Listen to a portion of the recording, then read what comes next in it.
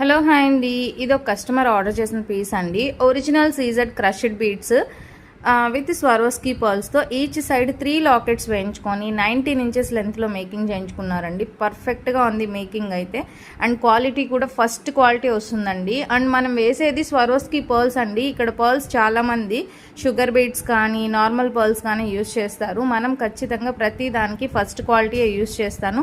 And నేను ప్రతిదీ మీకు క్లియర్గా చెప్తాను ఎక్కడ ఏమి యూజ్ చేసామనేది.